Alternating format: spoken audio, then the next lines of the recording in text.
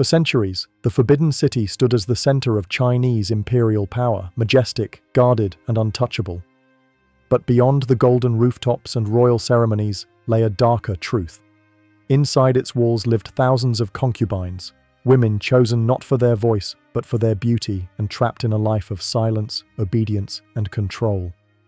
They were not wives nor servants, but something in between, used, confined, and forgotten. Today, we uncover the untold stories of these women and the hidden tragedies buried behind silk screens and imperial tradition. In the oppressive heat of summer 1424, the halls of the Forbidden City were cloaked in mourning. The Yongle Emperor, a monarch famed for his military campaigns and architectural feats, had breathed his last. But death in the imperial palace did not come alone. It brought with it tradition, one steeped in fear and fatal loyalty. 30 women, selected from among the hundreds in his vast harem, each received a square of crimson silk. It was not a memento, it was an imperial edict of death. In life, they had been favored by the emperor. In death, they were expected to accompany him into the afterlife. This act, considered an ultimate sign of devotion, was less about love and more about control, an assertion of the emperor's authority that extended even beyond the grave. There were no wails or rebellion. These women, perhaps once girls with dreams, prepared themselves in silence, not for a new chapter, but for their final one, a ritualistic erasure justified by tradition. The concubines of the Forbidden City existed in a world of exquisite contradiction, a life wrapped in silk yet bound by invisible chains. Within their lavish quarters, where walls shimmered with golden embroidery and the air carried the scent of rare incense, they lived surrounded by opulence that only deepened their isolation. These women, trained from a young age in the arts of music, dance, calligraphy, and poetry, became living ornaments of the court, graceful, refined, and utterly controlled.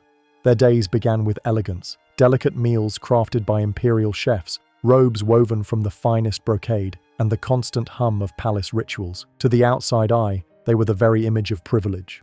But beneath this veneer of splendor lay a life shaped by paranoia and longing. Every gesture was measured, every smile calculated, for the politics of favor in the inner palace were as treacherous as any battlefield. The emperor's affection was the most coveted prize, and the rarest.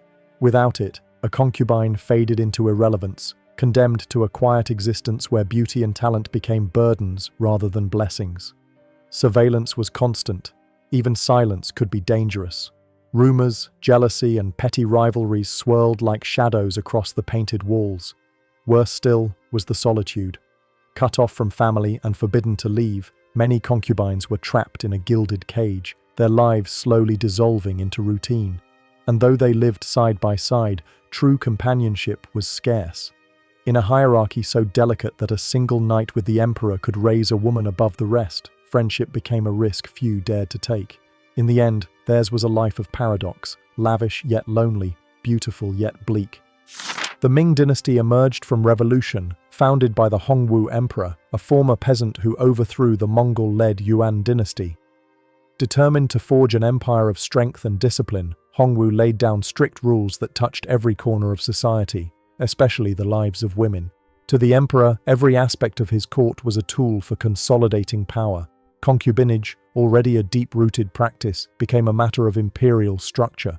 Daughters from every province could be summoned at his command. There was no appealing this fate. Families offered their girls like offerings to the divine throne, hoping for favor, fearing rejection. It was a quiet surrender of autonomy, of family bonds, of future dreams. The emperor controlled not just the politics of the empire, but the bodies and destinies of its women. The Forbidden City was more than the seat of imperial power. It was a living theater of ambition, a gilded maze where every glance carried meaning and every silence could speak volumes. Behind its towering red walls, a strict hierarchy ruled with an iron hand masked in silk. At the pinnacle stood the empress, the embodiment of majesty and virtue, her authority rivaled only by the emperor himself. Her presence was revered, her position seemingly secure, yet even she navigated a delicate web of expectations and unseen threats. Beneath her, the imperial consorts, women of noble blood and political significance, moved like queens on a board, balancing duty with desire, influence with restraint. And further below, the concubines, an endless tide of beauty, talent, and ambition, waited in silence. Each one was trained, polished, and presented like a jewel, yet lived on the edge of obscurity. Their only weapon was charm, their only currency, the fleeting attention of the emperor. But favor was a double-edged sword. A single night in his chambers could lift a concubine from the shadows, granting her privileges, wealth, and power. Yet that same rise sparked jealousy like wildfire, igniting silent feuds and hidden rivalries. The palace was a battleground of grace, where every rank brought finer silks, richer foods, and softer comforts, but also sharpened the knives of those left behind. Alliances whispered in the corridors could vanish by morning, and smiles often concealed daggers. In this courtly dance, each concubine was both player and pawn, moving cautiously through a game where a single misstep could mean disgrace or worse. The emperor's court was no haven. It was a garden of jealousy, where beauty bloomed alongside betrayal, and survival depended not just on favor, but on the ability to read the ever-shifting tides of power. The journey to becoming a concubine in the Forbidden City didn't begin with a dream. It began with a royal summons. When the Imperial court sent out its decree, it traveled across the empire with great importance. Families from all walks of life were expected to present their daughters, often in their early teens, for consideration.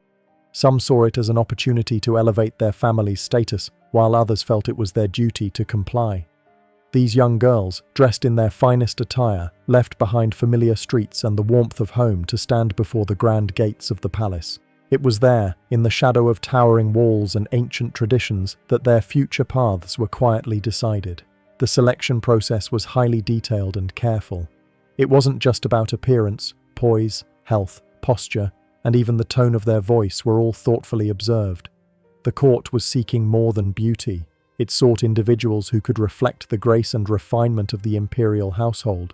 A small detail might be enough to send someone home, and while that brought disappointment to some, it also meant returning to the comfort of family. For those who were selected, it was the beginning of a new chapter, one filled with learning and transformation. Under the guidance of experienced court attendants, these young women were introduced to palace customs and etiquette. Every aspect of their daily life became part of a structured routine designed to prepare them for service in the imperial environment. They were taught to carry themselves with elegance, to speak with care, and to move with calm confidence. Emotions, while natural, were gently managed as part of presenting a composed and respectful presence.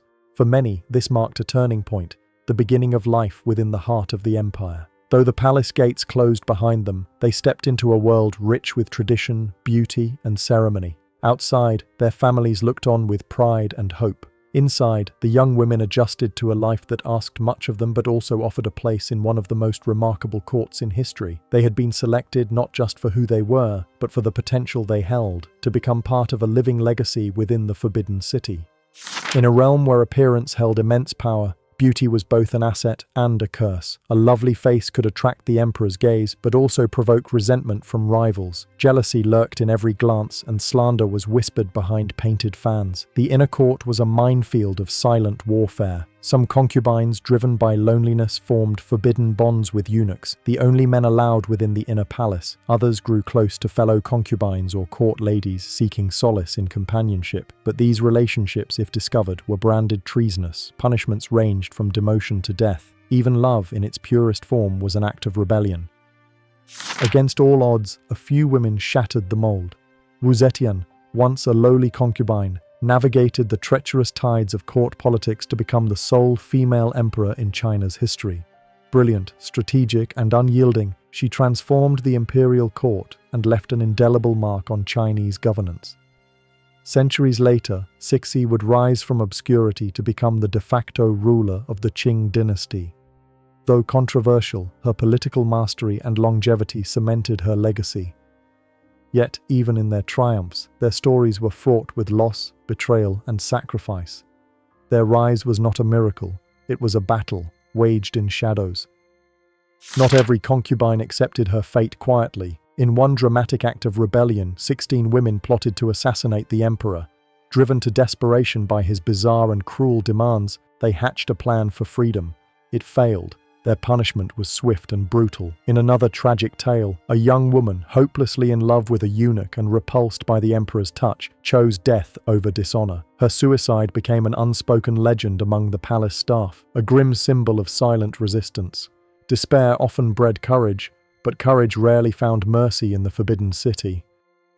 Today, the Forbidden City stands as a testament to China's imperial past. Tourists wander its stone paths, marveling at its scale and beauty, but few know the stories behind the walls, the countless women who passed through its gates, never to return, the silent screams buried beneath its stone floors, the quiet resilience etched into every corner. These concubines did not lead armies or write decrees, yet they endured a world few could imagine. Their suffering, masked by silk and gold, is part of the story the history books seldom tell, and now their voices echo once more, rising from the shadows of the Forbidden City.